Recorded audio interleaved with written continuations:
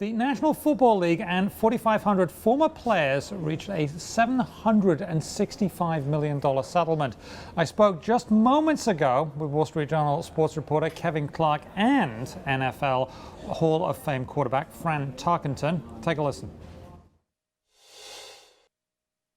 Kevin, let me start with you. Other than $765 million, which is a lot of money, what are the other terms of the settlement? Well, this came out of nowhere, and so basically what this does is it ensures that ex-players will have a certain allotment of medical benefits. $75 million of this will go towards baseline testing to figure out where ex-players are, and then the balance of it goes to compensation. Players who have brain damage, they will be compensated depending on the severity of it. So, some of these guys have ALS. Some have dementia, and so it'll be case by case, and $675 million of that goes towards the compensation. Now, there's part of this is that to retired players, if their condition worsens, right, because it can be bad, but it could also get worse, they may apply for supplemental payment. Does that mean that liability, that $765 million, could go up? It could, yeah. I mean, there's a lot of things in here that there's wiggle room for.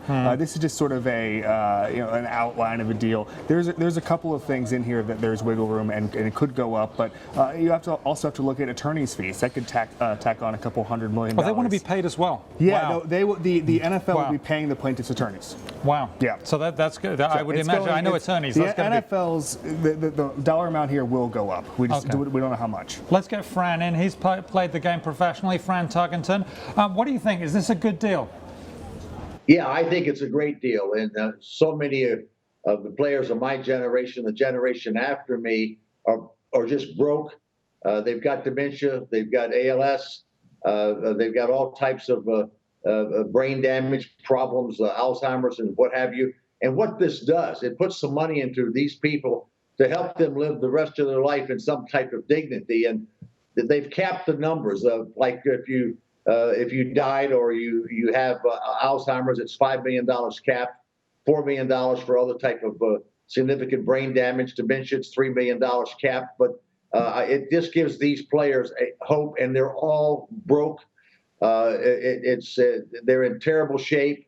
They're suffering from at least dementia and other types of brain damage, much of it brought on by concussions. And the reason this settlement is so big, because the vulnerability of the NFL was big. Because up until 3 years ago, their doctors, their people at the home office, the medical experts, so-called medical experts, denied that there was any connection between brain damage, concussions, and these other dementia, Alzheimer's, Lou Gehrig's disease, and what have you. And only in the last 3 years that they really had protocol for the modern day player to make it less dangerous. So they were vulnerable. They understood they were vulnerable, and that's why they came with this great settlement of $765 million. It will do so much good for the families of these ex-NFL players who need this help so much. Okay, Fran, we have a comment from NFL Executive VP Jeff Pash, and I'm going to read it to you. This agreement lets us help those who need it most and continue our work to make the game safer for current and future players. Commissioner Goodall and every owner gave the legal team the same direction: do the right thing for the game and the men who played it. It sounds to me like you wholeheartedly agree with that.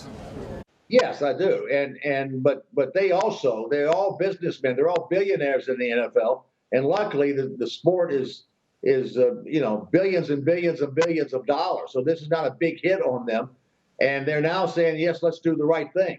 I hope they continue to do the right thing, because not only do they have the problem that we talked about here, but they've got an epidemic of performance-enhancing drugs in the NFL that they have shoveled under the table. And that's another thing that they've got in front of them, that someday they're going to have to come to the table and say, we know it. They know it.